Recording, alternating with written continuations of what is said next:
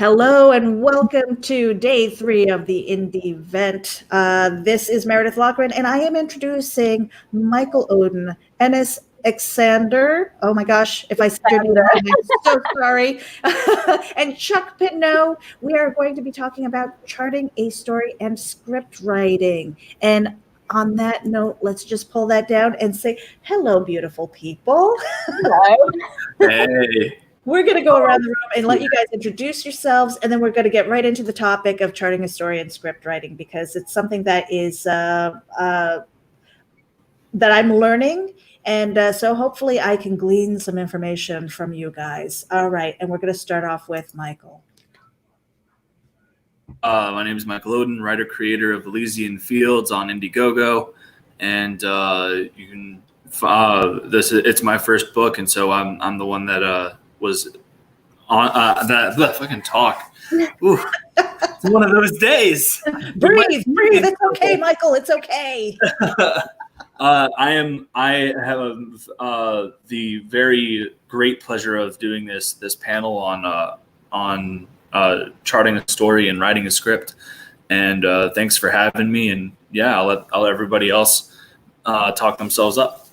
Okay, we're gonna run over to Ennis here. Hi, I'm the writer and creator of Ava, and basically it's a collaboration between me and Timothy Green II. It's my first book.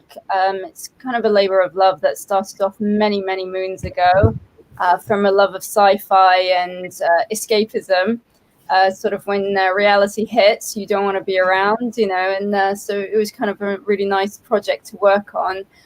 Sort of coming from a fashion background, I sort of decided to kind of approach it in a sort of kind of a different way. I did also do some screenwriting, and I'm kind of always going to the London Screenwriters Festival to sort of gather sort of contacts and further information of how to master the craft of writing. So yeah, and my comic is currently on Indiegogo. So we're working to get it published, sort of hopefully by August. And yeah, that's me. All right, Chuck Pitno, you are surrounded by newbies. I am, but that's okay.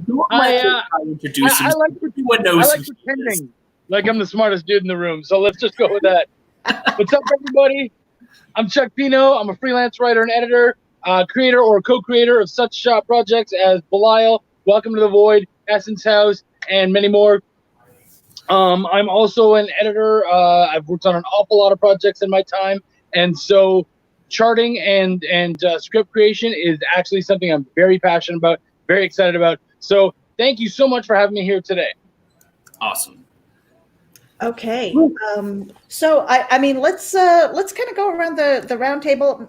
Michael, I don't want to steal your thunder and everything because this is your panel, but so what is the first thing that a writer can do as far as whether or not they want to get into, I guess, comic books? Let's focus on comic books, because I know that Ennis, with your experience with script writing, I guess for TV or movies or documentaries.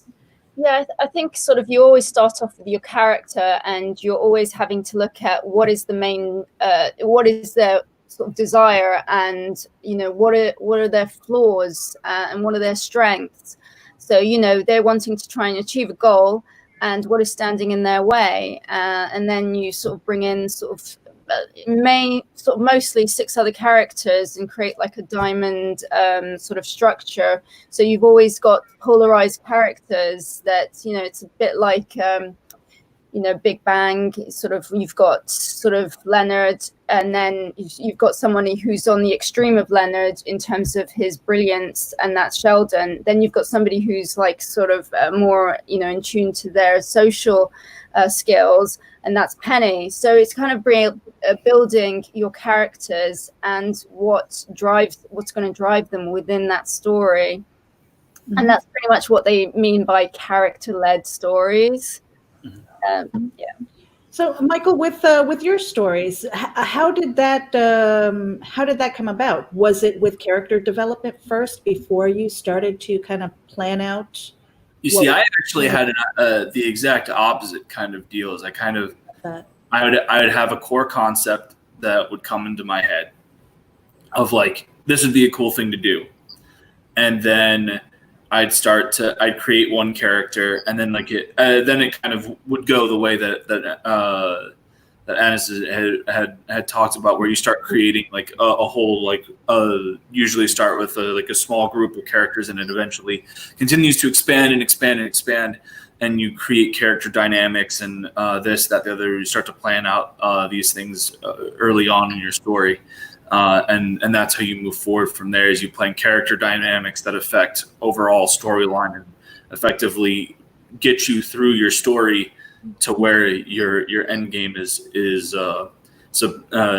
where you are hoping your end game to go, which can obviously change as you're writing. But I think that it's also like an important thing for me. I like to come up with the beginning and the end as I start, and then as I'm going through the middle and what have you, if I come up with something that I think would be more that would be a better ending, or if I come up with something that I feel that I can shift about that ending to better fit where I am right now at the middle, I can always adjust. But I think for me, I have whenever I come up with like a concept, I've got like a movie playing in my head as to like how I see things going out. And so I like to establish like the setting part of the movie, like the first thing that leads up to the rising action. And then I like to have like the falling action and the conclusion in my head already, and then I work around that. Mm-hmm. And I want to pass the ball to Chuck, because you are a writer, you are also an editor, and you are building an extensive resume. So listening to them and their approach to it, I mean, are you finding things that you would do differently, things that you would do the same? What is your approach as far as that? So for me, and see, they're not going about it the wrong way. I just think that if like someone walks in and goes, "This is the way you do it," I'm like, "Oh man, you're missing out on so much fun." And not that they've said that at all, but really, any truly good story starts with inspiration. It starts with one thing that we want to focus on. For a lot of people, it's characters. For some people, it's setting. For some people, it's a singular moment that they really want to play with. It's a theme. Like, it can be so many different things. I remember recently a publishing house got in touch with me and they said, "We need a 4-page story for anthology. The script needs to be done tonight." I was like, "Whoa, wait, what?" And they're like, yeah, we need it tonight. If you want in this thing, it's got to be done tonight because the art has to be done in 3 days. Wow. I went, "Wait, what?" Like, seriously? And it was the artist talking to me. He's like, "If you want in this thing, this is how we're doing it." I'm like, "Okay, cool. I'll have your 4-pager tonight." So what do you like? So what do you mean? I'm like, "Well, what's the anthology?" It's a sci-fi anthology. Great. What kind of stuff do you like drawing? So he gave me some ideas. At first he was hard because he was like, "I don't care." And I'm like, "Dude, I need your help. We're doing a silent comic because we didn't even have time for a letterer. We didn't have time for a colorist. It was just a silent black and white." So he's like, I'm like, "You need to give me as much as you can so I can bang out a killer piece." And he's like, "Yeah, okay." And I said, "All right, so what do you like to draw? Well, what things do you enjoy doing? What are you bad at?" Because, if he's like, "Oh man, I can't do cityscapes," well then I got to make sure that I stay away from that because he needs to get this done in 3 days. So I got all of that and then I went, "Okay, cool." Sat there, let everything kind of twirl around in my head, come together, and then it's like, all right, and you bang it out. It was done by 3:17 that morning, sent it out, and that was on a Thursday night, Friday morning. Mm-hmm. And by Monday, it was sent to Antarctic Press, completely done, drawn, everything. And it's not, dude, it's not. And I've had to do that for them twice now, actually. It's just insane. That's absurd. Luckily, I can't even imagine. Oh, God. Yeah, I know. So, luckily, the one, it wasn't like, they were like, "Oh, take your time, but this artist needs the script tomorrow." And I was like, "Okay." So the other one, again, I contacted the artist. He was a brand new artist. And I was like, "Dude, if you're brand new, I need to know what you like, all that kind of stuff." I needed to work towards what they enjoyed. Mm-hmm. Now, if it's my story, if it's like a Welcome to the Void, that really came from an inspiration. It came from something I felt was missing in comics, something I wanted to play with and attach to. And then from there became, strong, intricate characters and a setting and all that sort of stuff. So really it's inspiration is always your starting point. Don't force yourself to, I have to do it this way every time. No, man, challenge yourself. Have fun. Like those AP things, I know that they sound really, really like hectic, and they were, but man, they were fun because like you are on overload. I need to get this done. And this is a big publishing company. I need to do good. And so it was just an amazing challenge. So challenge yourself, guys. Try different ways of making a script. Again, inspiration. That's where it all begins. So speaking of scripts, I'm going to step in and take over my position here. So obviously, when it comes down to a comic book script, there's generally like the two main practices. I thought you've got the DC script, which is very rigid, structured, very detailed, and then you have the Marvel style of script that is far more loose and up to interpretation for the artist and what have you. So what Chuck? You've got something. What I'm assuming that you're about to chime in. Like, what type of style that you like to go? I saw his eye twinkling or twitching. I'm not sure which. For me, like if we're working together from the beginning, you've already missed a step. And for me, it's the outline. Oh, I know a lot of people don't use them, but I'll tell my people all the time, outlines are so important. Get me a good treatment of how you see this story going. Because then we can look and we can go, that scene doesn't work very well here. Let's move those parts around now, because doing them when they're in script form, it's frustrating. But when you can move those scenes around and get everything into its place, then you're already stepping in, having wiped away mistakes that you were going to make later on and that they're going to be harder to correct. Oh, that's a very good point. And I don't know if I've ever I haven't outlined an issue, but I obviously I do a lot of like outlines for like how I plan on doing a story. But like that's definitely a really good thing to put in to practice. But I do want to go back to the question where it's like when you are doing a script, what method do you prefer? When you're doing your writing, do you like to kind of have a little bit more command and control over your panel layouts and what you have in there, or are you a little bit more loose and allow the artist to kind of connect that? And I open that to both of you, and whoever wants to go first, you're welcome. Ladies first. I love how you pointed the other way. Yeah, no, first of all, you were talking about inspiration, and, where I got my inspiration from was with the idea of like social media taking over the world and becoming like a governing body. And, a lot of the inspiration came from, Equilibrium, Fahrenheit 451, if you've watched Black Mirror, it's very the idea thought provoking, in terms of the sort of the script. Mine was pretty, like everything was written down, the descriptions, the dialogue. But then, I did start from an outline, and then we went on and we did a sort of proper, everything was carved in stone. But then when it came into sort of translating it into the comic, not everything worked. So what we did was, we talked about the things that weren't working, and we do a bit of a an adjustment, an amendment, edit it. So in terms of the dialogue, the dialogue has changed quite a lot, because what you can do in TV, you can't always do in comics. So there was that kind of amendment to sort of fit the media that we were using. And that's actually a fantastic point where writing a script for a TV is very different than writing a script for a comic book, because there are different things that you have to take in consideration when you're doing TV, and there are different things that you have to take in consideration when you're doing comics. So I think that's a really cool thing to bring up, because I do know that there are people that have this misconception that when you're doing a TV script, or like a comic script, it can just be applied you use that comic book as like effectively a storyboard, and that's not the case, because there are different things that you have to take in consideration.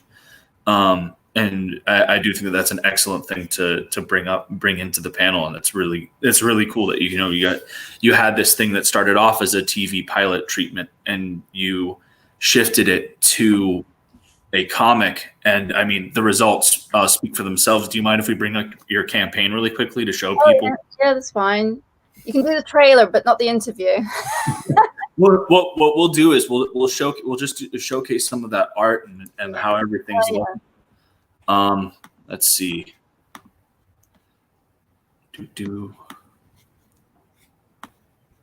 I am actually while we're waiting for that.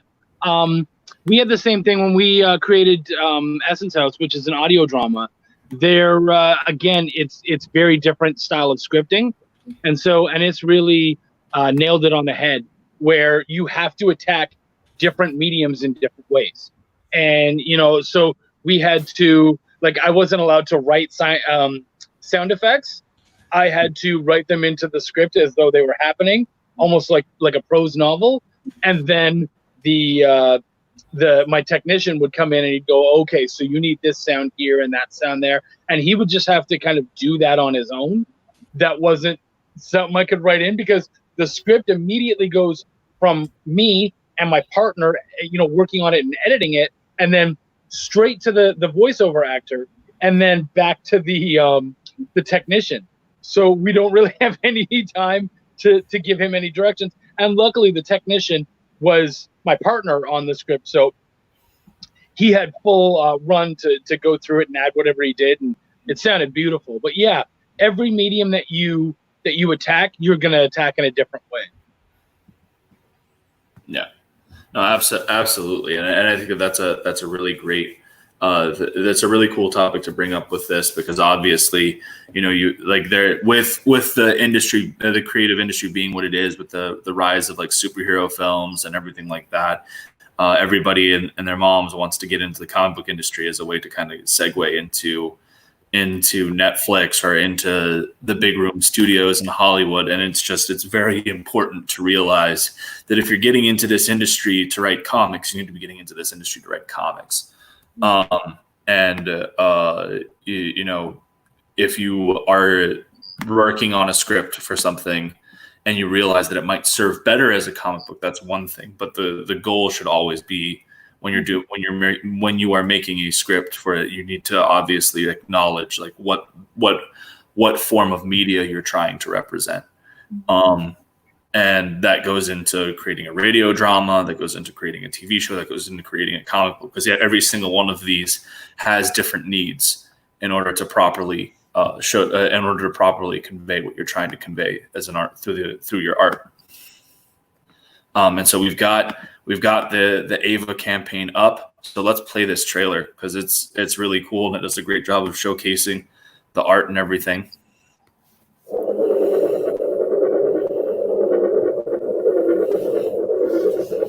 Put that up on full screen.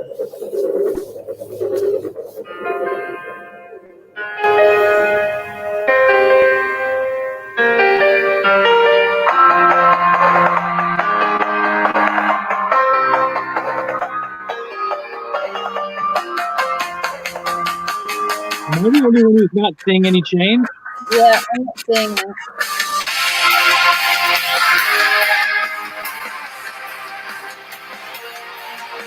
Yeah. I got sound, but no video. Yeah, exactly. Is the sound not coming through? Just the sound is coming through. Just the sound is coming through. Yeah. There's no video. It's just the static image. Really? Okay. Well, I don't know how I messed that up. Technology's funny.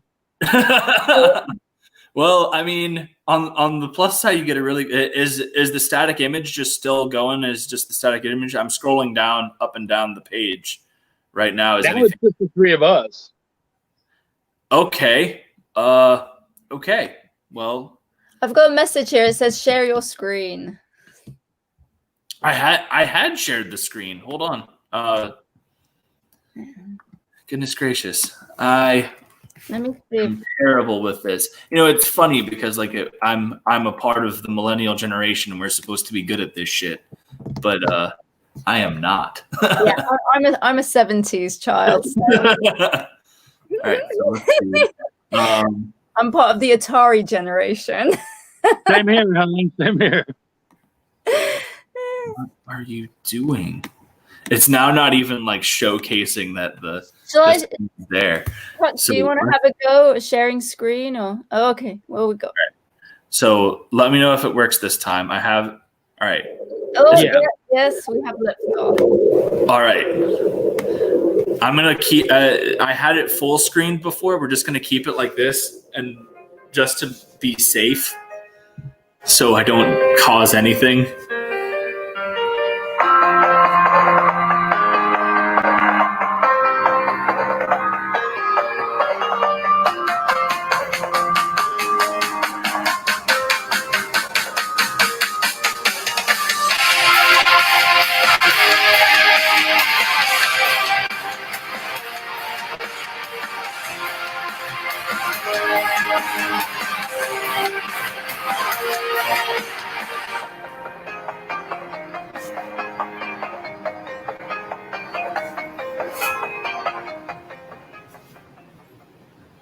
Really great.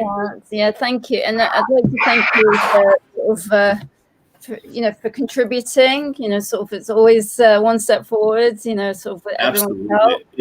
It's such a tremendous project. Like it really does look great. And I mean, to your credit, like once again, this is something that started off as a TV script for a TV pilot, as you had said, and you transformed it into a beautiful looking comic. Yeah. I couldn't have done that without Timothy. I mean, I did provide like the mood boards and the colors, and just sent him on his. I mean, the other inspiration we had was, I'm a big fan of Eon Flux, and yes. You can see it, like it's, and that's one of the big things that drew me to it initially. Like, oh, an Eon Flux spinoff? Did you guys get my?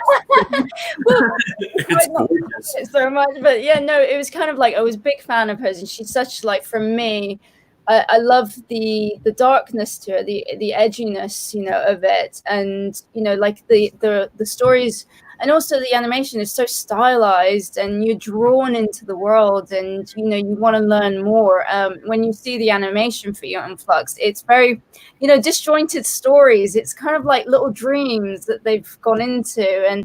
But with mine, I think it was more like I just thought, what if we had a world where everyone was forced to wear implants, and that implant, basically everything you do, everything you say gets sent to the governing body, and you have this automated timeline that happens. So what we're having now is just like an extreme version of it, and you've got no privacy whatsoever, all in the spirit of combating terrorism, and now we've got sort of all these viruses and things like that. Bioterrorism may be the next thing.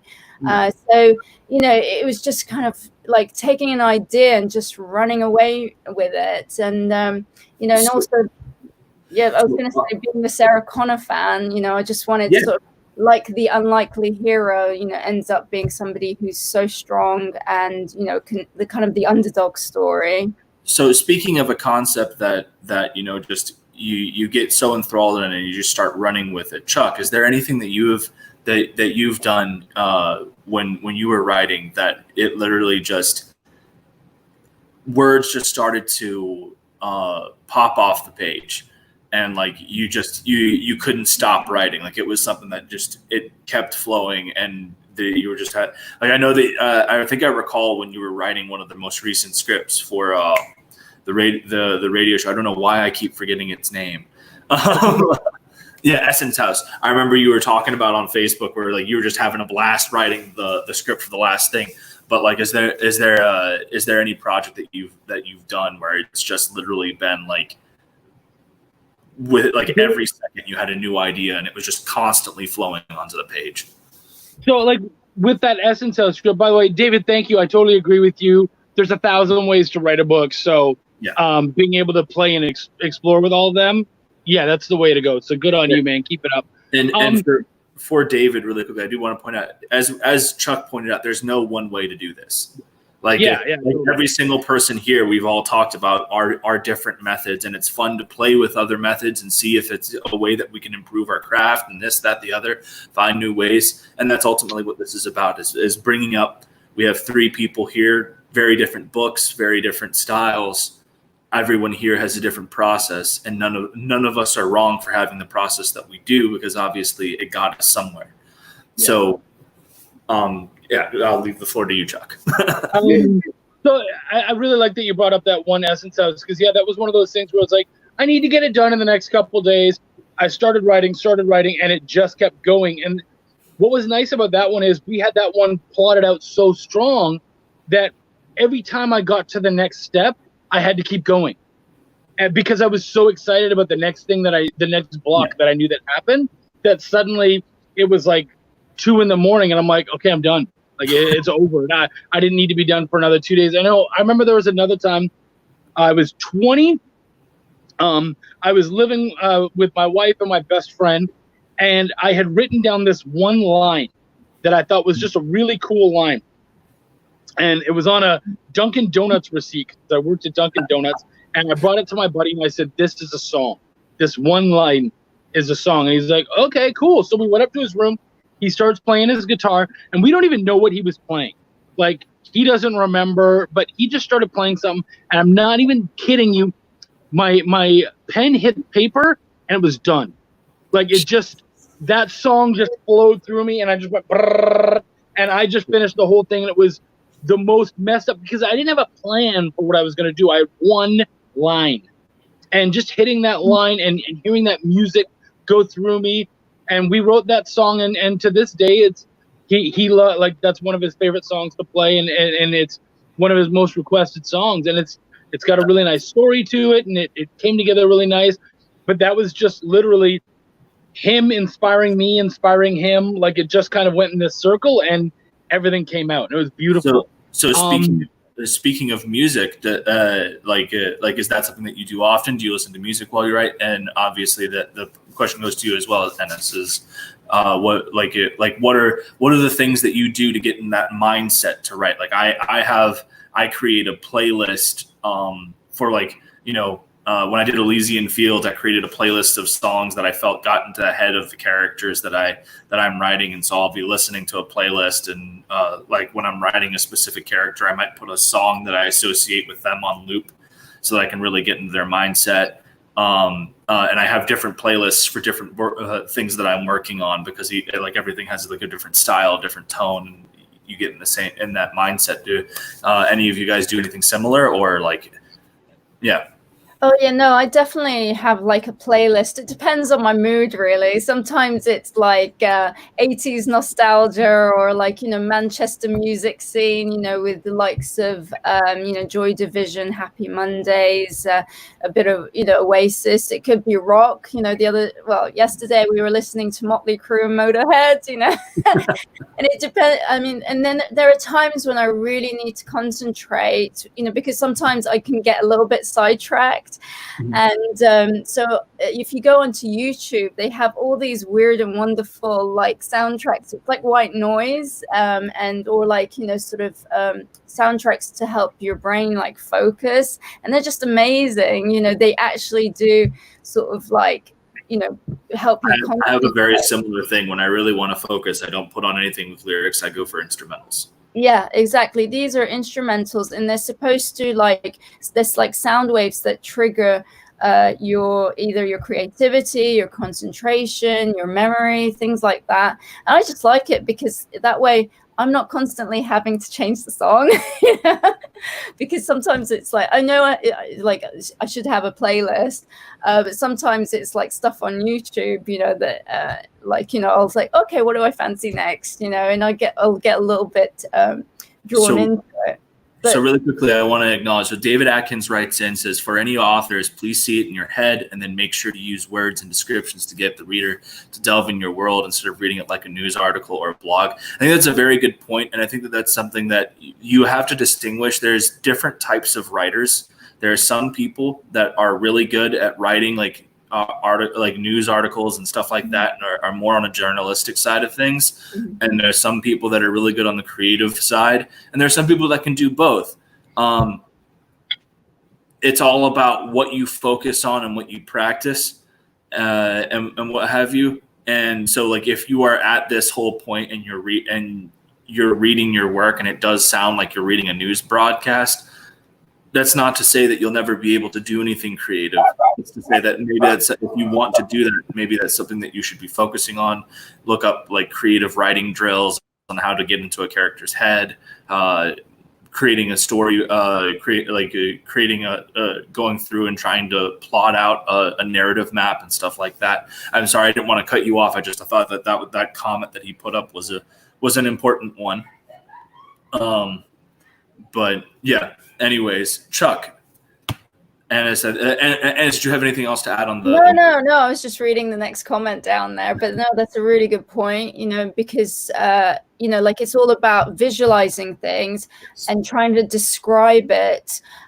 Sometimes it's a case of how effectively can you describe that image that's in your head, and can you approach it in a unique way, something that's sort of inspiring for the reader, because you're not just relating to the reader, you're relating to whoever's. If you're illustrating it yourself, that's brilliant. But if you're relying on somebody else to illustrate it for you, you have to be so good communicating your ideas. And it is something that you will get better at with practice. And you also need to have that passion for it. If you're just writing something to try and write it, you're being disingenuous to yourself, and you're being disingenuous to your work. If you're not really feeling every beat in this story and you're not excited, then you need to step back and reevaluate what you're doing. There are a lot of comic book writers that do run into that issue where they start hitting a wall. Sometimes it's rather than trying to push through some and what have you. Sometimes it's better for you to just step away, work on something else, and take your mind off of it. And then when you come back, you get those creative juices flowing again, and you get that passion back into it. So Katrina Roberts says that she has a writing playlist on Spotify. So to get back to that, Chuck, what kind of music do you listen to when you work? I'm a hard rock and heavy metal guy, so it's always hard rock and heavy metal pretty much. But I tend to play through that.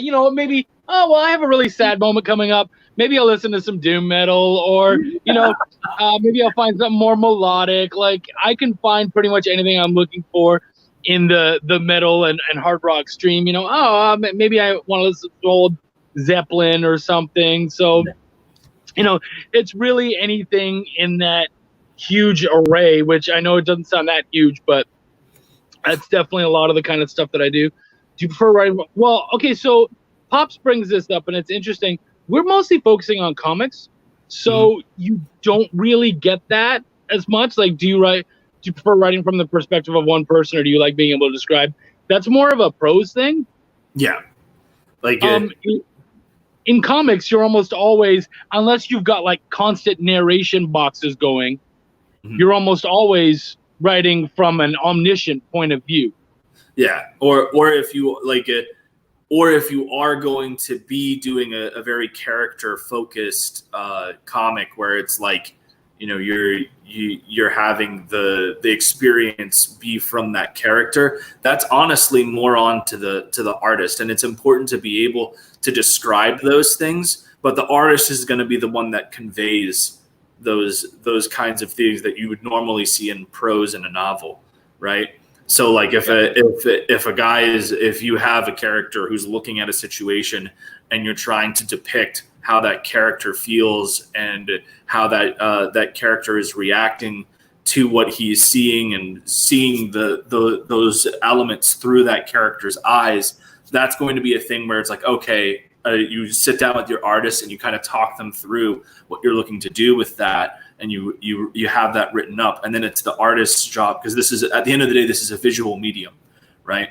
So like from a writing perspective, that's something that we also have to keep in mind, and it's something that I know that I have to slap my hand on a lot, because I get like when I write, I like to get really into depth. My first few pieces of creative writing were more towards like short stories and novelizations and what have you. I have like so many drafts of books that I started and never finished before I decided that maybe I should switch.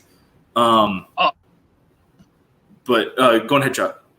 Well, I was going to say, one thing that helps is knowing your artist. The more you've worked with a particular artist, the more my example is going to be Greg Warrenchak. Love the guy. He's absolutely terrific. He really gets his stuff together.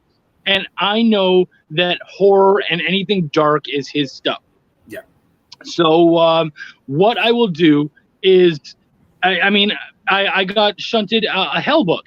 And Hell's not usually something that I would necessarily write, but I was like, okay, I'm going to do it in my style and have some fun with it. And so, I sort of aimed more for the comedy side with Belial, but you still need that Hell imagery. And so I'll write stuff and then I'll be like, great, go to fucking town. Have fun. Like I wrote a bar scene. We had a bunch of different demons. And then it's like, dude, I'm not even going to describe the demons. Fucking have fun. Like make all sorts of weird ones, go to town. And he had a blast with that. And I think that's really important too. What a fun book!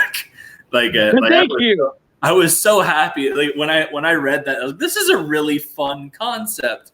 And it was also one of those things that when you're reading, it's like, man, the guy really did his research too, because it's like, everyone has all these preconceived notions about who's in charge down in that whole realm, and it's like when you really look into it. And that was it was a very cool thing. And your artist did a really good job with that book. It matches the tone of the writing perfectly, everything. And I'd have to agree with you. Knowing your artist and having great communication with them is so important. And as we haven't had a chance for you to talk in a minute, so you obviously have a fantastic relationship with your artist, because the artwork of your book, as we just saw, is just outstanding. So I'll let you talk about that for a bit. Yeah, no, it was a combination. I did give like mood boards for like costumes and gadgets and sort of a world, like the way the world is depicted, because each faction group has a different world that's very relevant to them and their kind of attitude towards life. But a lot of the times there was an opportunity for Timothy to bring his sort of his strength into the illustration, because it'd be like, well, that's what I'm looking for, but I'll leave the rest to you to get on with it, because I didn't want to be too in control, and then it becomes a bit stifling for Timothy, and the nice thing is it's great when you work with an illustrator and you're already on the same frequency. You can, and I think because we're similar in age, we grew up with the same things, I'll say something and he'll be like, yeah, and we could, it kind of becomes it becomes this very back and forth relationship. Exactly. You're like, I want this, and they come back to you with it, and it's exactly how you pictured it. You're like, oh my God. It becomes a discussion, and it just grows organically. More ideas get thrown back and forth, and then it develops and evolves, and it's a very, so it's a symbiotic relationship. But it works really well, and if you can find that person that you get on with, they think alike, they've got similar tastes, they understand what you're looking for.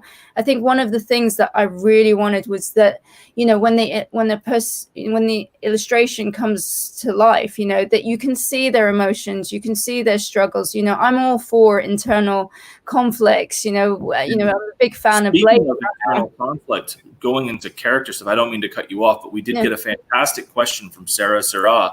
Yeah.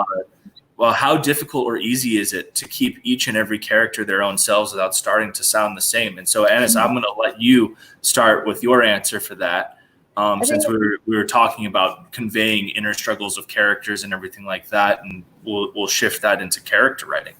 Yeah, no, that definitely goes back to developing your character. One thing I kept getting, like when I first wrote it, everyone sounded the same because it's me writing them. And then you have to go back to it and just think, right, you have to understand, who is this character? What are their quirks? What's their background? what can I do to make them distinctive from the rest of the characters?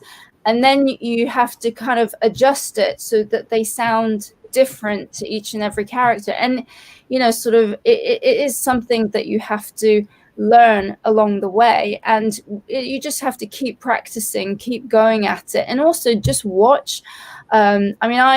I watch a lot of Netflix, and I keep saying it's in the spirit of doing research, but it's true. You learn so much because you do this exercise where, going back to Big Bang Theory, if I said to you, one of the characters wears interesting buckles and has a way of, who is completely obsessed with women, you know who I'm talking about straight away.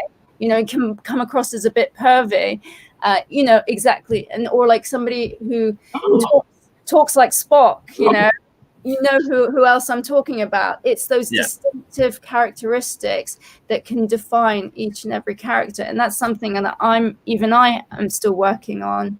And so, Chuck, I'm going to let you answer this one as well. We're at the 40-minute mark, and we have one final question that we're going to get hit from Meredith, which is fantastic. And we'll get to that here in just a second. But Chuck, I want to give you a chance to weigh in on writing of character diversity and thought and what have you. Oh, character voices. One thing that I like to think about a lot is contractions. Because a lot of people, when you listen to them, they will talk like this. And this is how I talk, and everything is very strong and hard. And then you have someone like me who's friggin' that and friggin' this. And so it brings out a lot of who that character is and what they talk like. So, like, for me, I'm a little more chill, calm. So if you were to write my dialogue, it would be a lot of contractions, a lot of commas on the end, because I wouldn't say thinking. I would say thinking and stuff like that. And so it's important to kind of get into your character's head and sort of understand how does their personality reflected in how they speak, and contractions is just a very easy one to kind of come at. Would they use them? Would they not? How often would they use them? All that sort of stuff. I think that's an easy way to start, and then you can move on from there and sort of feel out. Maybe they have certain words they like to use. Maybe you have this guy who just loves to swear all the time, and it'll be fuck this, fuck that. And, that kind of person is terrible, but I'm sure you'll find someone like that. So we're gonna try and squeeze two last questions in here. So the first one is from Meredith, and it is it important to stay in one POV in comic books or no? If not, why not? And I think that we actually touched a little bit on this here earlier, where oh my goodness, Rob Anderson. Rob. Oh no! I heard cursing. I heard someone needed cursing. Which word's confusing you? I'll explain you how to use it every different way. Oh God! All right. So I do think that we did touch a little bit on this before, where Chuck was talking about most of the time when you're writing comics, it's from a third person omniscient perspective, and so. With that being said, I don't think that sticking with one point of view in a comic book is necessary at all. But I'm going to put that to the rest of our panel here. Keep in mind that we are at 43 minutes, and so I do want to get us this one last question we got as well before we reintroduce ourselves for our closeout. So, Anis, do you want to start us off? No, absolutely. I think there is no rule whether or not you can have one POV or not. In fact, it's more interesting if, sort of maybe halfway through the book, you get a whole new perspective from a different character. There is no, rule to say how you can or what you can or can't do. And in fact, if you do two different POVs, you're showing a story from a whole different point of view, and that sort of adds flavor to, the story. I'll pass that on to Chuck now. Fantastic. Yeah, and I think you're dead on, man. I don't think that you need to nail yourself down to one point of view unless that's the idea of your story. Unless that one point of view is so important, but I feel like that in a sense limits the book. Yeah. And so I being able to jump from one point of view to another is really important, but if you do have an idea for one point of view, it's an interesting idea, but I just don't know how long you can do that because it's difficult and it's limited. It would be a one shot. Like that's the only way I could imagine doing it, is if you had one point of view, it would be like get tiresome.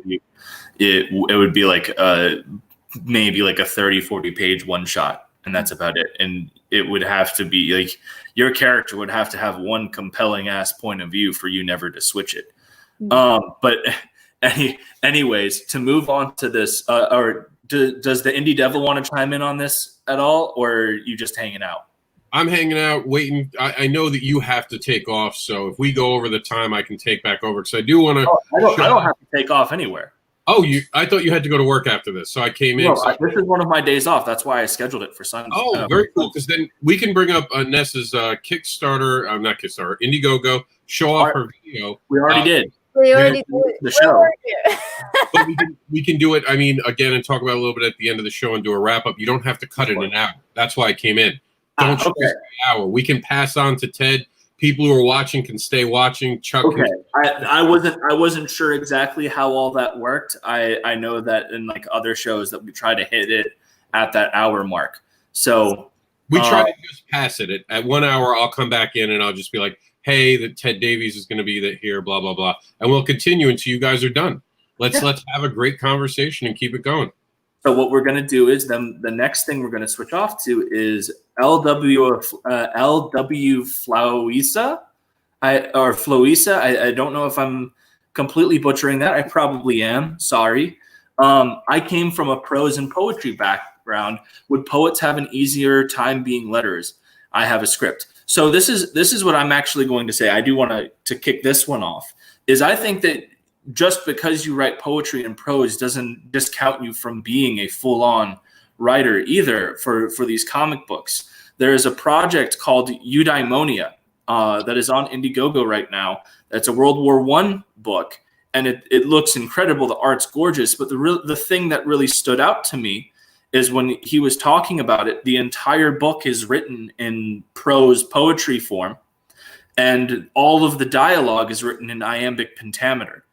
All you need to do is figure out a way to take that prose and get with an artist that can help you kind of structure your panel layouts, and then use that prose to amplify the art that's there, and really just come up with a story. So like, I don't think that you should discredit yourself at all to just be like, oh, the only thing that I could possibly provide a comic is lettering, because who knows? You might be able to come up with something beautiful that really speaks to a lot of people by using prose, by using poetry, and having the meaning of that prose, that poetry, emphasized by the art. And so I'll pass that off to you guys. Well, I find the question a little funny and not in any cruel way, because lettering is an art.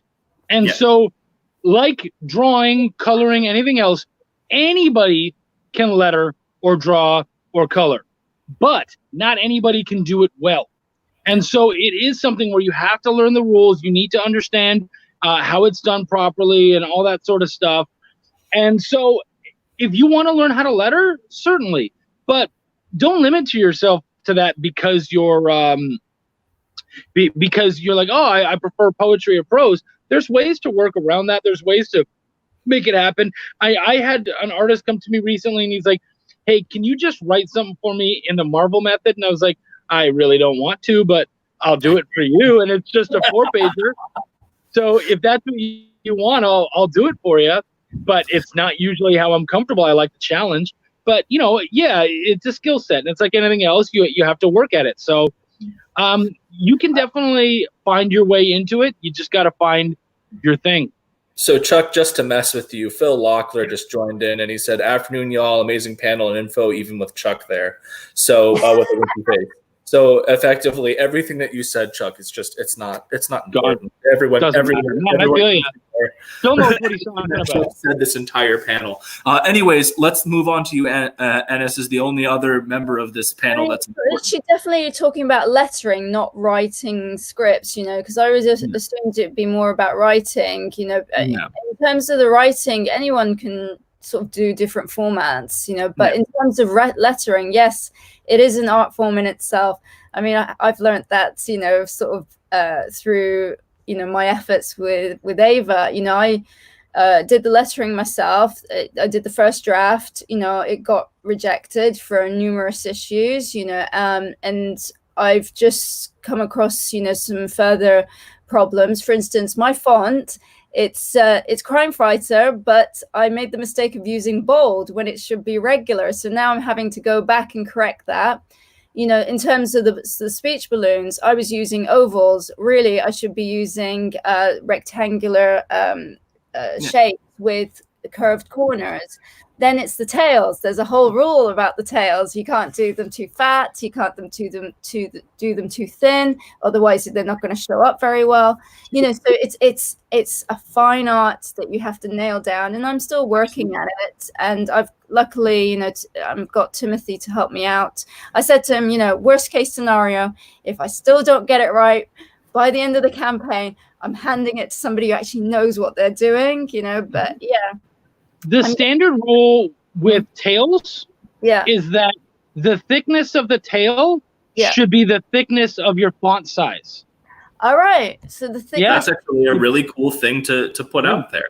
It's that, it really is that easy. Does have some the height of the text, that's the width of the tail when it touches the balloon. Brilliant. Thank you. Yeah, you're very welcome. So in terms of the length, are we okay with how long it is? Or not too long, or else it covers up too much of the imagery.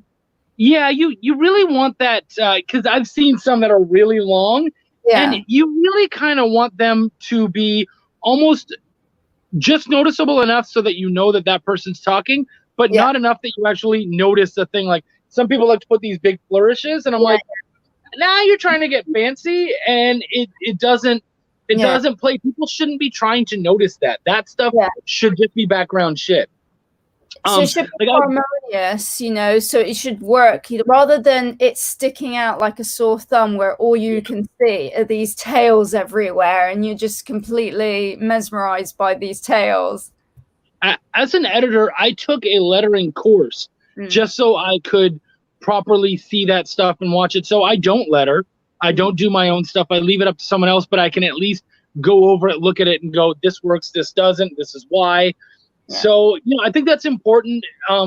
Also, as creators, to take courses in coloring, in art, and all that kind of stuff, so that you can judge your own lettering and art and stuff, and you can look and you can see what's important. Learn those lessons. You don't have to utilize them by actually doing the things, but also understanding things like line weights and stuff.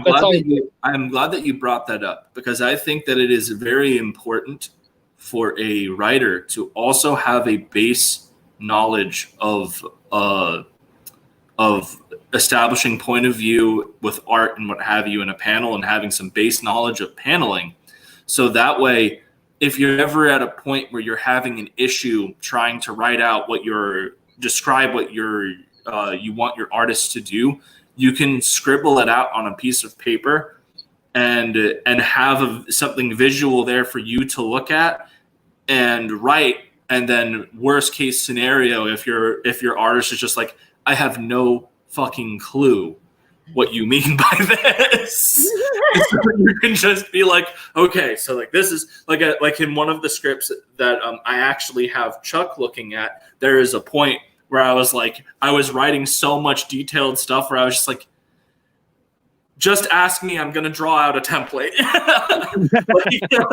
I'll draw out a template for this panel, from what I'm trying to accomplish on it. Because the more I kept typing, the more I was like, this is just going to confuse the shit out of this guy. So I'll just draw a little mock-up of what I'm trying to accomplish with this 2-page spread and what have you, and how I wanted the panel set up and this, that, the other.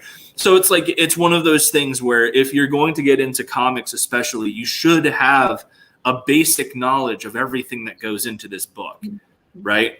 Because at the end of the day, this is your project, and as much as you are the writer of it, you want to make sure that vision comes out the best that it can possibly be.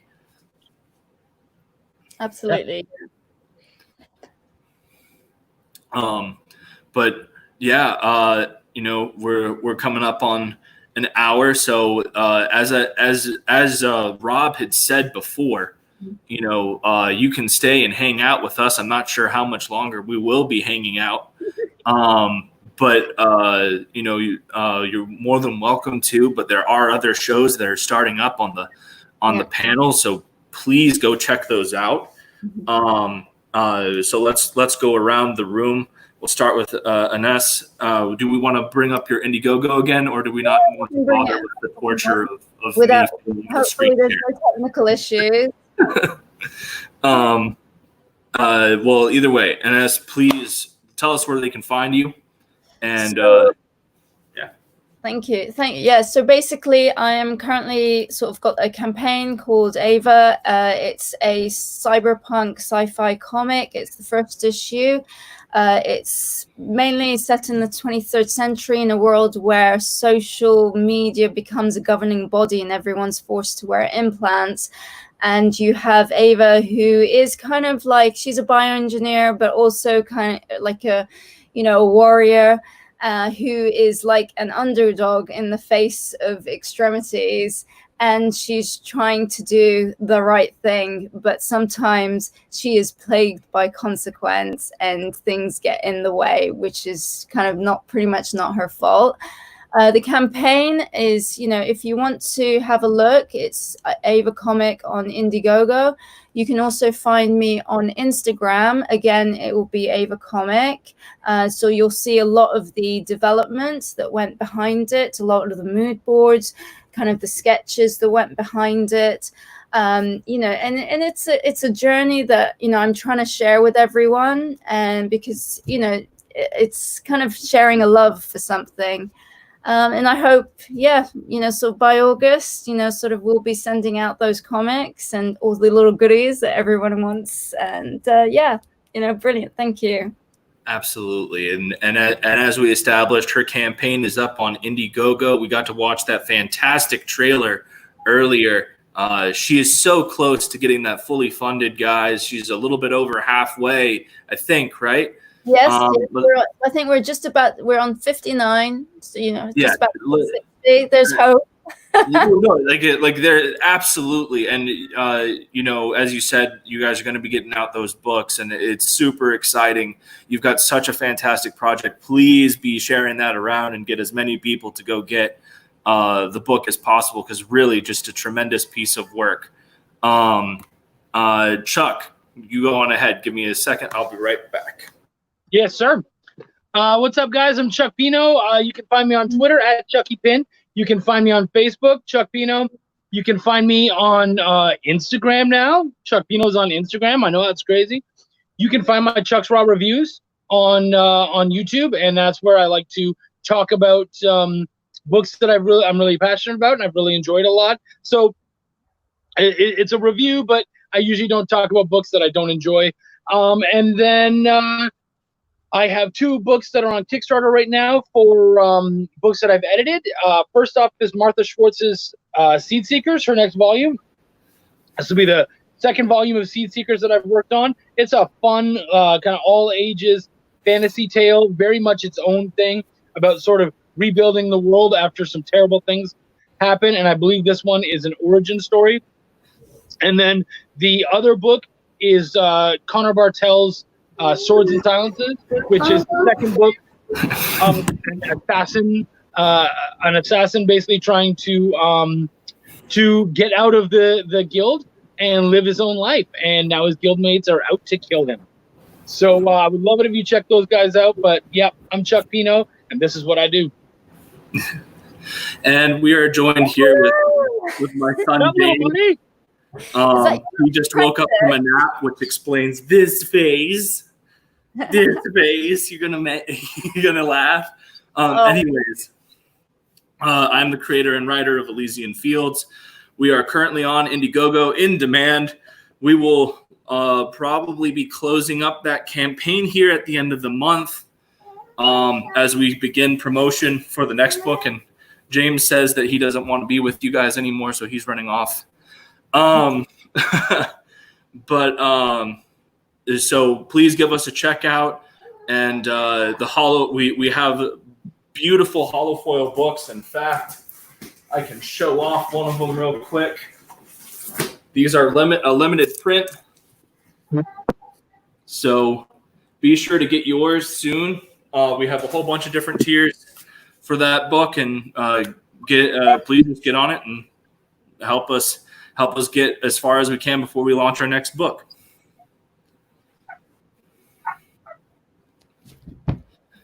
Awesome. So do you guys want to keep talking? I'm down. All right. I just need to make sure you want to keep chatting? I'm all right. Yeah, I'm just waiting for my pizza delivery. So. It's ironic that you're saying your ding dong. I'm out of here. Sorry, boy. In the face right now. Thank you, Sarah. I see Sarah says, "Wow, those covers are." That cover looks amazing. It turned out brilliant. Hero and villain design. Our printer just did such a stellar job with these books. I cannot express enough how happy James has come back with his book. The pizza. And Phil just backed your book, Anna. So you got another customer. Thank you, Phil. Thank you. But anyways, so how's everyone doing today? Annis is waiting for her food. Chuck's just being Chuck. And we've got Meredith here. Hey, I just wanted to ask if you guys wanted to continue with the live stream, or do you want to talk behind the, like in the green room, as I call it? What do you guys want to do? Do we want to keep ourselves live, or do we want to go behind closed doors? If you feel like there's more that we can add, then I'm fine talking out here. If you think that we're pretty much done with the discussion, we can go to the green room. Let's go to the green room, guys. Yeah. Not to take away from the customer entertainment, but I do think we've reached the extent of what we're going to be talking about here. Yeah, I mean, there's so much. I mean, you could honestly spend hours and hours and days and weeks learning about the, script writing and the charting a story and all the nuances and things. Meredith, as someone who's trying to start a comic, do you have any questions that you wanted us to perhaps answer? Because I know that we've already answered one of yours, but I have tons, honestly, because lay it on us. With the point of view idea, I come from writing short stories and novellas and long form books and stuff. So point of view is very important to carry that story arc. Like, whose head am I in? And I hate it when I'm reading a story and I get lost because if I don't know whose head it is that I'm in, I get lost. It just throws me out of the story. In comic books, it's different because we have a visual, so it's a totally different animal when it comes to point of view. Think about it like a TV show or a movie. In regards to when you're watching a TV show or movie, you are never in someone else's point of view. The only time you're in someone's point of view is literally if they had a POV, like a camera on their head, which just doesn't happen. So you're not in a point of view. There isn't really technically a point of view. You're moving around a lot. You're looking on the heroes. You're looking on the villains. You're looking on the victims or whatever. Like you're all over the place. The civilians. So point of view isn't nearly as important in comics and in other mediums as it is specifically in prose. Prose is so important. But in the rest of these mediums, it's not near as important. Well, the other thing that blew my mind was the speech bubbles and the width of the lines compared to the text and stuff. I was just like, oh my God. And now I can't wait to actually get off screen so that I can go look at some of the comic books and go, what did they do? And see, because there are some that the text actually does throw me off. Not necessarily the speech bubbles. A lot of times because I'm still learning, like my eye is being trained where to go as far as speech bubbles, placement. Is it covering art? Is it not? Is it helping the story? Is it hindering the story? And so for me, that's not something that I would do right away. my goal right now as taking my story and trying to turn it into a script is the script process, because nobody does it the same, and it's frustrating to me. Maybe Ennis knows, with writing, taking that story and turning it into a script for the first time. You're describing things differently. It's not. Yeah. It's not prose. I do actually have an example. I mean, it's basically the opening page to the TV script that I wrote and which I handed over. I mean, I don't know if you want to have a look at it. It's just just to get an idea of like how different it is when sort of you can see sort of the TV format. There are so many things that are not going to work in a comic, and you have to just change it up. I mean, I can just share. Shall I just share the screen so you can see what it looked like initially? That sounds awesome. Yeah. Check share screen. And Meredith, trust me, I completely understand your frustration with converting into a script. I think I've talked about it in a few different shows where I was trying to learn how to do script writing and what have you, and I paid for like a Udemy course. And the guy was super pretentious for one, like quoted himself at the beginning of every lecture. And then like you looked at the great man once said, me. and then on top of that, it was like, well, first you need a protagonist and an antagonist. And I just went, dude, I'm not in writing 101. I'm asking for like help with doing structure here. Like is that that? Yep, we can see that. Can you zoom it in a little bit? That's there you go. There we go.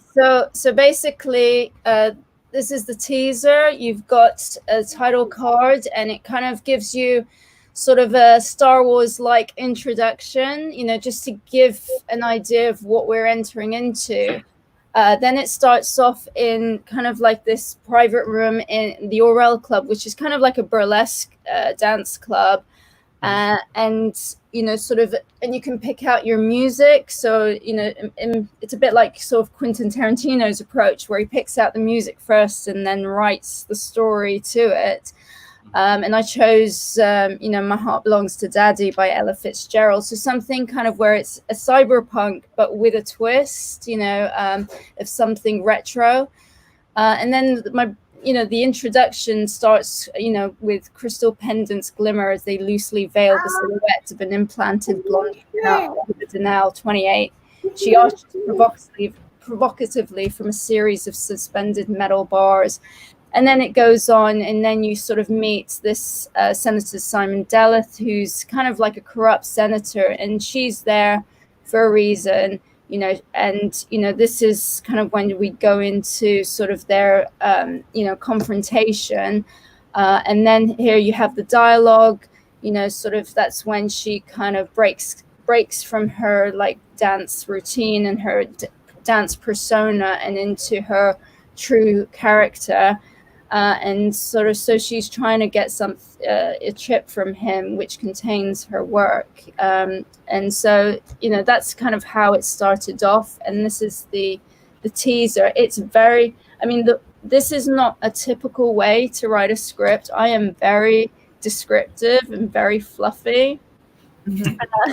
I was going to say that it looks kind of like a version of a movie script. I've seen movie scripts before. Yeah. So it kind of looks like that. There are a few things that are missing, and I can't quite pinpoint them at this moment because I'm not looking at one right now. Mm-hmm. But Chuck, when you're looking at this, how might this differ from what you see coming across your desk when you're trying to edit something? I mean, it's huge, because for me, what I usually see is page one. Then I usually like to have people tell me how many panels are going to be on the page, and then panel one, this is the action we see in the panel. Whatever dialogue might go on. Panel two, blah blah blah. So the thing is that whereas we have to break down the blocking and how everyone moves and where the camera is, and for this, it's more like the action is happening and I get to write about the action and then I get to bring in the dialogue. But this is like one thing at a time. You're taking a singular shot, and you're moving from that to the other. So you really have to, in something like that, if I were to break it down, I would break it down into the beats. What are the important moments that I need to capture in there to move from one thing to another? Where am I going to put my dialogue? And of course, it's very important to have I find it's very important to have the dialogue already written in the panels. And the reason for that is that means that when the artist works on that panel, they can make room for that bubble. They understand how much so if you have a lot of dialogue in a certain panel, or even multiple speakers, they're going to need to make sure to keep that room and maybe widen the panel to make sure all these people are in there and they can all speak if that's what's going to happen. So yeah, I think it's all about hitting your beats. Okay, now we know what you mean by that. Yeah. Also, sorry, I was going to say go ahead. That's what we started off with. And then when it comes to your page, you have to break down that story into panels, and and taking it's like the shot by shot of what happens. It's the beats, capturing the beats, and knowing where to put in that dialogue.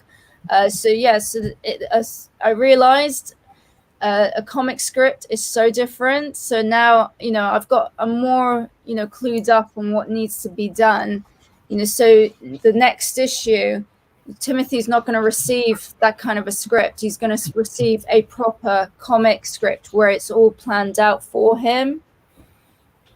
Well, he'll have some, say in it, Well, and that goes back to the whole that we kind of touched on a little bit at the beginning with the two different predominant schools of thought with writing a comic strip, where you've got the DC or the Marvel, whereas in a Marvel script it would effectively be you talk about, this is how many panels that I want on a page, this is what I want to happen on this page, and then you allow the artist to kind of go free range with how they present that through their panels and what have you, versus DC, which is how I tend to write. And I can actually pull up my Elysian Field zero script to showcase how I do it. While you do that, I want to add this, and this is something writers don't take serious enough, and it's something no one talks about. I haven't seen anyone talk about this except for one person.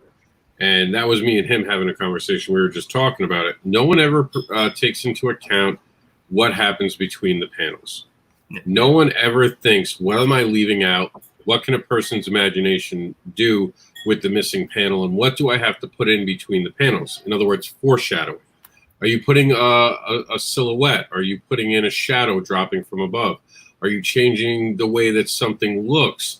Those are very important features that a lot of newer creators don't do until they see the art, and the artist doesn't know to put them in there because they're not looking at it. I have discussions with my artists all the time where I argue the point, you don't understand, in 5 panels that matters a lot. In 2 pages that matters a lot. You're leaving something out that I put in on purpose because it pays off later. So you got to get used to that, understanding what you're not putting on the page and what you are putting on the page to set up the next thing. It's almost like comedy. You're setting up the joke, and you have to make sure you can land the joke. So think of it that way. And so what we've got here is this is my zero issue here. Well, it's got all my whole script on it, but we'll look at the zero issue stuff. And so over here, I have notes on the side for the artists to go through, because I like using Google Docs. And so I'll highlight stuff and add it where I have extra notes for the artist to go in and get kind of a reference. I'll put those over here on the side. But then, you have your page breakdown, panel breakdown, and then I throw in dialogue or narration. And that's how I do my scripts. And as we established, there's no one correct way of doing this. This is whatever you kind of feel, and whatever's within whatever you're comfortable doing. I just really liked the structure of this, and I am I like to go in depth with when I write, and when I am able to focus on all of this stuff, it allows me to, when I get to things like character dialogue, I can kind of focus and make sure that I get what's needed to be said in a way that, you know, that engages the audience, but I also don't get too flowery. I'm one of those people where, like, you know, I love Shakespeare. I love all of these stories where you have characters with all these ridiculously long soliloquies and monologues, and so in a lot of my creative writing from before, I'd fall into traps where, like, every character would be giving like 7-paragraph long freaking monologues with flowery language. And so that was something that this kind of style of script allowed me to put that kind of focus into describing and setting up a panel. And then when I got to character dialogue, I could really focus and be like, okay, what's this character like? Like, what are we going to be looking at? You know, like Achilles is a character that's very arrogant and very angry. So, like, you know, he has a little bit of flowery language, but most of it is very succinct, and he's very quick to anger. So it's like he can go from being very calm to being 100% pissed off at the drop of a dime. And so, like, that's something that we convey, that I'd convey through dialogue and what have you. But yeah. No, that's really good, and I'm glad you touched upon sort of dialogue, because it's so important to make sure that you get what you want to say across, but concisely. Yes. And don't repeat yourself, you know, because, you know, that's one of the things you get taught in script writing. Say what you're going to say, but, you know, don't be too on the nose. You know, you can do it in a sort of style. You have to really think about how naturally you would say something. And again, don't repeat yourself. Don't have the same sentence said again, you know, sort of in a way. Now, here's something also to consider. I do this a lot in the way I do my panels. I break it down by page. You have the panel, and I also break down the panels by rows. So I want the artist to know what row of the page that'll go in. I describe the scene. You don't see dialogue in here, but if I have dialogue, it's in quotes and it's bolded. I want them to understand, like Chuck said, how much room has to be put in there. It was a huge mistake I made in the beginning of my career, trusting artists too much. And I know that sounds mean. I don't mean it that way. I meant it was my fault because I wasn't telling them, hey, this is the script just for lettering sometimes. This is the amount of room you have to make. By being able to break it down by row, by panel, by page, something like that, it gives you a storyboard they can mentally see. And if they can't, they can ask you questions, hopefully. And you can have discussions with that. I found this method works the best when you're working with an artist that doesn't like the Marvel way. There's a lot of artists who just want the prose. I've worked with artists who want the prose and they want to run with the ball. But when an artist doesn't want the prose and they want that hands-on, this is the easiest way. Chuck's edited a couple of these. Would you say this makes it easier for the artist to understand what I got going on? Yeah, absolutely. Yeah, I mean that. Now, I don't know that, and this is just a personal thing. I'm not necessarily worried about the rows and stuff because I want the artist to be able to play and maybe, you know, put things on angles and all that kind of stuff. But I think the more you organize it for them, the more they know, you know, where the sandbox is and where I get to play inside of. Yeah, and the rows are really very important. I think the rows are just guidelines for me. You've seen in the past, I've been like, okay, change it out, do what you want to do, and you have to be. That's a personal thing. Like, yeah, I get that.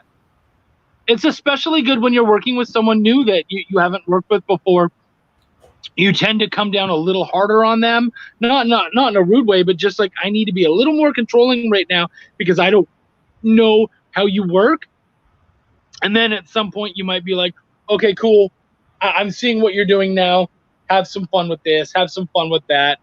You know, and so the more you work with an artist, I find the more chill your script becomes. You know, like it's a little more informal. I'll even like now I'll leave notes for Greg, like, oh, Greg, you're gonna have a fucking blast with this. Just go do your thing. Like I'll just give him a very quick setup and just go have fun. And so yeah, man, it's just it a lot of it just has to do with your relationship with your artist. I want a relationship with my artist that creates that.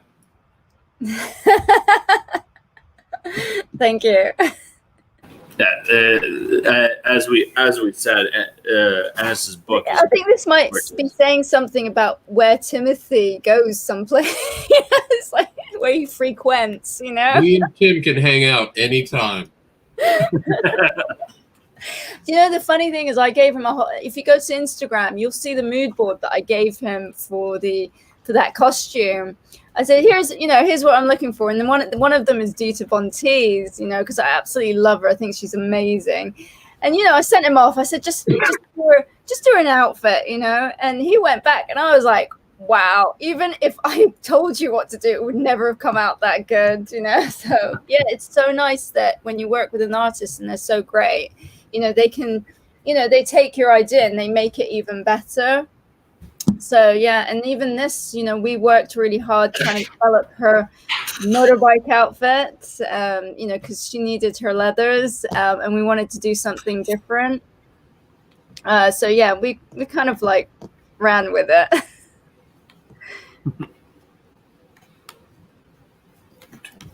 You guys want to see the video? I know We Eric was asking me to play the video before. I wasn't at my computer. We I know watched it. we watched it earlier. Yeah, we watched it earlier. No, you haven't watched the one I have on my site. This Oh, is the the short one with version. the interview. I still have the original version on my site. I like that one. It was a little more informative, but perfect for the show. It is. I think the problem was I went too far with it. You know, this is advice for anyone out there doing, you know, sort of a video. Just keep it to 1 minute. Just, you know, otherwise it gets too in depth and, you know, too much information. And you know, but it's still good, you know. I actually like that video more, to be honest with you, but I'll sit through a longer video if I find it fascinating. I don't mind. All right. And that one definitely got it. But you, like we talked about, you get people who will only give something about 20 to 30 seconds to grab them. Yeah. And if you haven't fully grabbed them, they're going to be like, oh, I don't know if I can invest the next 2 minutes. But then they'll play, you know, Build-A-Bear on their phone for an hour. Hey, don't down talk Build-A-Bear mobile, okay? Is there actually something? I'm just completely giving you shit. I was like, oh my God, there's really an app for Build-A-Bear? Oh, okay. Hey guys, I'm gonna have to run. Apparently, my son is yelling at me. My pizza delivery guy has arrived. He's even made me a cup of tea. So I think what we'll do is we'll let Rob play this video off of his site, and then I think that this will be the end of our live stream. I think that's a good place to end it. As my son has his butt in the camera.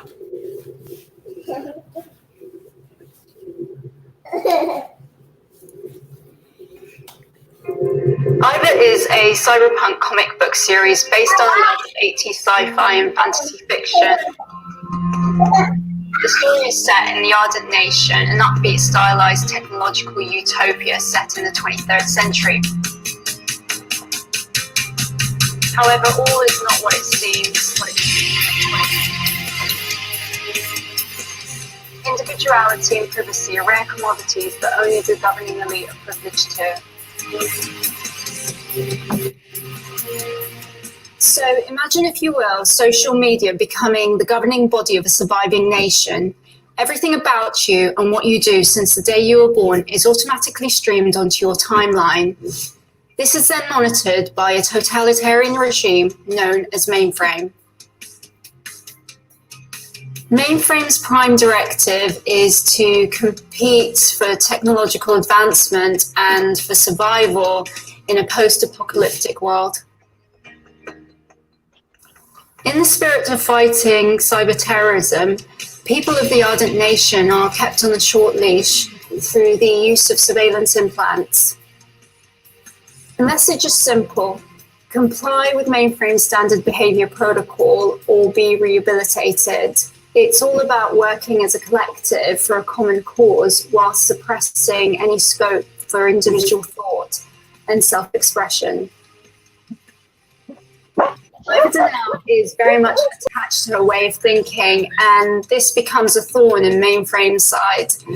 She's a highly strung bioengineer who, as we follow her journey of self-discovery, we learn about her past with the reformists and her present agenda, which could lead to the ultimate betrayal.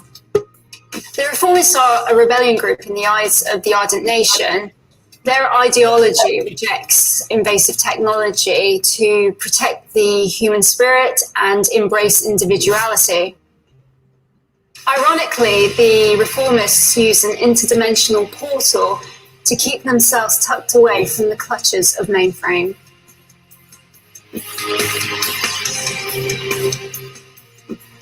Iva started off as a TV screenplay which explores conflict between differing ideologies. Due to the storyline and the stylized visuals, it naturally evolved into a graphic novel. Iva is now complete and ready for publication. It's a labour of love that's been brought to life by the epic illustrative skills of Timothy Green II.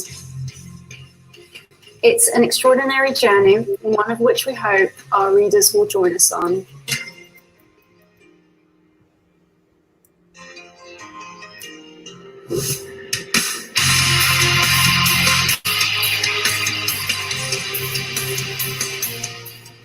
Thank you very much for sharing that. I just want to thanks again to everyone who's contributed. We really appreciate it. Absolutely. And Green's is Instagram. Yeah, check him out. He is really good. And with us officially closing up the live stream, let's go on ahead and close everybody out for good this time.